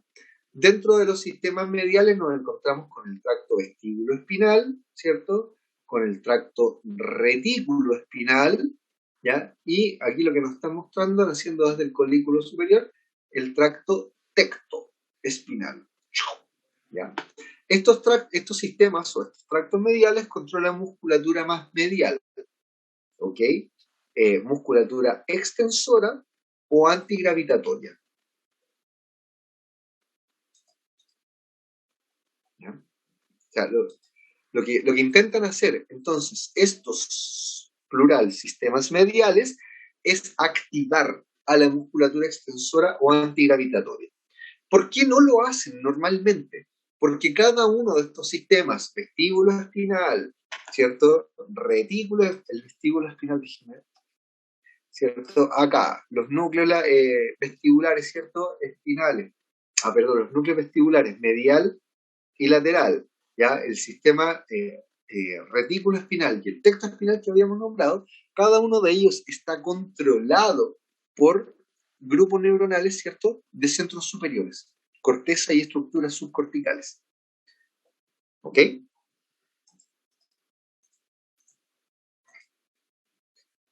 Los sistemas laterales, que en realidad es uno, corresponde al sistema o al tracto rubroespinal, ¿ya? Y este tracto rubroespinal viene acá. Son axones cuyos somas forman lo que ustedes conocen como el núcleo rojo en el mesencéfalo. Y los axones que se desprenden de estos somas y que forman este tracto rubroespinal van a controlar a la musculatura flexora del miembro superior, ¿ya? Ahora, ¿por qué no andamos nosotros todo el día con los brazos flexiados, ¿cierto? Como los velociraptores, porque, o como el tiranosaurio rex puede ser también, porque igual, ¿cierto? Este núcleo rojo está normalmente inhibido por estructuras provenientes de centros superiores. Sin embargo, ¿qué ocurre cuando tenemos una lesión que está por sobre el mesencéfalo, es decir, del diencéfalo para arriba, ¿cierto? Díganme, porfa, si me están entendiendo lo que estoy diciendo, ya para saber si lo tengo o no que explicar bien. Si tengo una lesión, un paciente con decorticación, es decir, lesión por encima del mesencéfalo, voy a interrumpir acá, ahí en rojo. ¿Qué significa eso? ¿Qué significa eso? Eso significa que pierdo inhibición sobre estas estructuras. O sea, aumenta la actividad del tracto tectoespinal, aumenta la actividad del tracto retículoespinal y aumenta la actividad del tracto vestíbuloespinal. ¿Sí o no? ¿Me están siguiendo? Sí, profe. Estos tres controlaban a quién? A la musculatura extensora. Por lo tanto, nos vamos a encontrar con un paciente ahí, ¿cierto? Con una actividad de musculatura extensora de miembro inferior aumentada. Pero también aumenta la actividad del núcleo rojo. Y por lo tanto también aumenta la actividad del tracto rubroespinal. Y como el tracto rubroespinal está asociado al control de musculatura de miembro superior, aparece ese fenómeno, ¿cierto? Esa postura típica de miembro superior. Es la musculatura flexora de miembro superior, ¿cierto? Sí, la musculatura flexora. ¿Ya? La musculatura flexora. Ahora, cuando nos encontramos con un paciente que tiene signos de descerebración, la lesión se produce ahí, a nivel de mesencéfalo. Ahí. ¿Cachai? ¿Qué ocurrió entonces con el tracto tectoespinal? Caput. ¿Qué ocurrió con el tracto rubroespinal? Parte de él probablemente se destruyó, pero parte de él quedó indemne porque está acá abajo. Y perdemos capacidad de regularlo, o sea, aumenta su actividad. ¿Qué ocurrió con el tracto, cierto, o con los tractos vestíbuloespinales? Perdimos capacidad de controlarlos, por lo tanto, aumenta su actividad. ¿Qué ocurrió con el tracto rubroespinal? El tracto rubroespinal ya no es. Por lo tanto, miren lo que pasa acá. Musculatura del miembro inferior en extensión. Y como ya perdimos capacidad de generar flexión de la musculatura del miembro superior, se produce ese fenómeno. Musculatura del miembro superior con codo en extensión. ¿Ya? Esos son como los signos de un paciente con descerebración.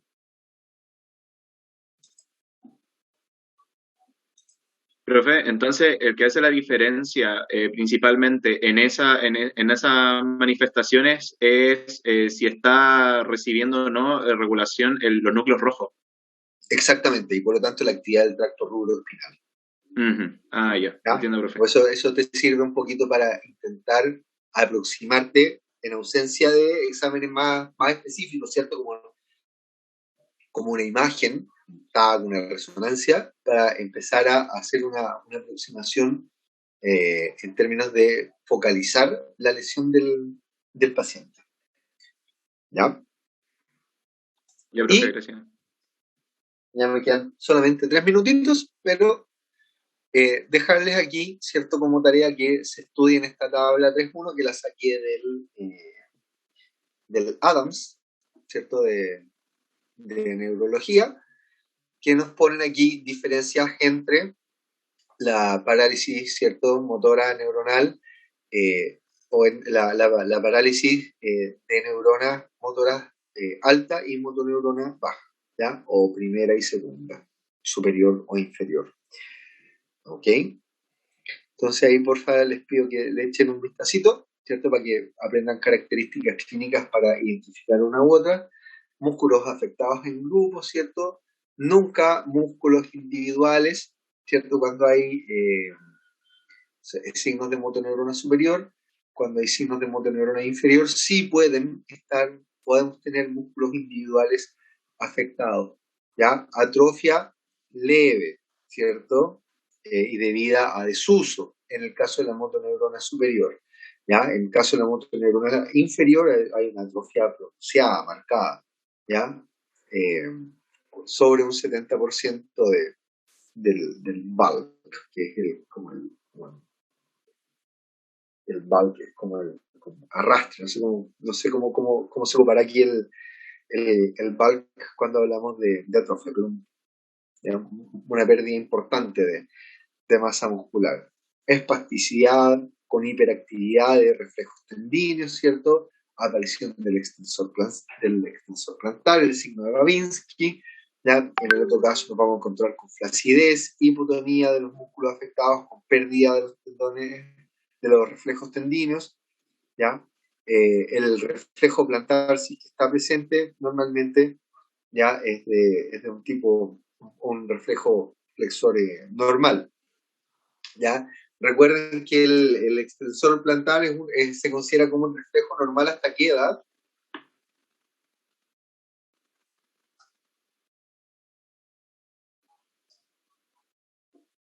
El extensor plantar. ¿Eso no lo han visto todavía?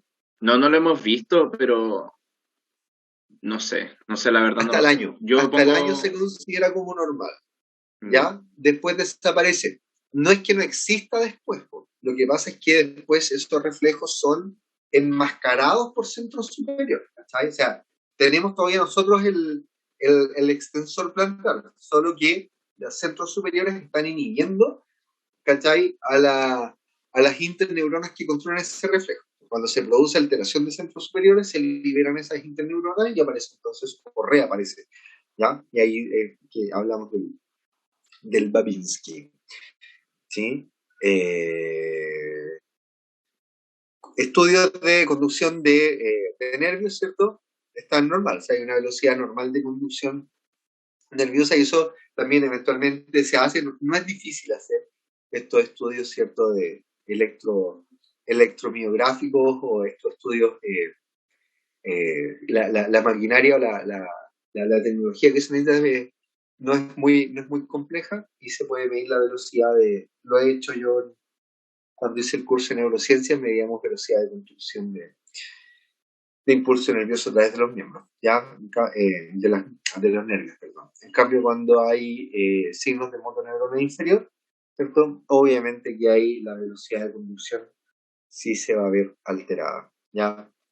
Podemos tener fasciculaciones, ¿ya?, fibrilaciones, ya el electromiograma también aparece alterado, qué sé yo, ¿ok? Entonces, eso, favor aprenderse el cuadrito para después poderles preguntar en la prueba.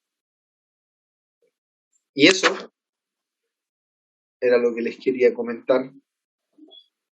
No sé si hay alguna duda. 18:41, estamos justos en la hora. Si no, cerramos el boliche acá. Aparentemente, ¿no? ¿Todo bien, profe? Escuché que entonces el cuadrito va a ser como más bien pregunta de prueba en sí el análisis y todo eso, ¿no? ¿Qué cosa? Este cuadrito puede ser pregunta de prueba en sí el análisis. Sí, por eso se lo estoy diciendo que como tarea que se lo aprendan, ¿ya? Doctor Rossi, ¿algo que comentar? Desde su conocimiento, desde su experiencia, desde su casuística. No, calladito. No. Gracias por preguntar, pero... Usted sabe que siempre se agradece su... No, pero te digo que todo uno lo explica, todos los comentarios que tú hiciste lo que te podría haber hecho. En el fondo, estos análisis uno lo hace, o sea, si el paciente lo veis clínicamente con atrofia y no hay una alteración muscular intrínseca, uno tiene que pensar en daño de motoneuronas. O sea, son cosas que tú le este comentario correspondiente, o sea que por eso no me estaba callado. Eso. Ya, pues. Apago la Nos vemos. grabación. Apago la Nos Recording vemos stopped. en un rato más, grabación. Un ratito. sábado en la mañana. Pero a las 8:20, para no estar perdido, 8:25, una cosa así, o 8:40. 8:40, ya. Perfecto. ¿Ya? Así es que eso. Peña. No, No, Brian. 8:45. Sí, estaba pensando eso y dije, pucha, si atrasamos la prueba una semana, metemos más contenido, pero yo creo que ya hay harto contenido en esta prueba, ¿no? Sí, creo que Ahora, hay harto. si ustedes quieren meter una semana más, yo no tengo ningún problema, ¿ya? Sin embargo, quedo a la espera de lo que diga Feña en su calidad de voz Delegado. autorizada representante de sus compañeros, ¿ya? Profesor, una pregunta, entonces, no, esto ya aparte totalmente, en cuanto al examen final, ¿cómo lo va a hacer esa metodología? ¿Va a haber alguna nota de exhibición? ¿Todo lo tenemos que hacer? ¿O cómo va a hacerse eso? ¿No hay regla de escuela para eso? Creo que en los ramos preclínicos, como no que no sea de semiología, medicina interna, cosas, medicina 1, cosas así, creo que eso va a depender del profe, si no me equivoco. No estoy seguro si me pueden corregir mis Ya, compañeros. yo no, cuando hice el programa, cuando me lo compartió la doctora Andrea, eso lo copié tal cual de cómo se hizo el año pasado. Voy a preguntarle a ella entonces cuál fue el criterio del año pasado, ¿ya?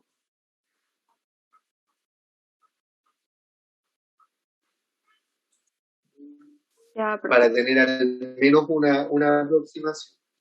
Porque creo que lo que Yo hacían tenía- no es como una norma de la escuela, pero los profesores a veces hacían eso de que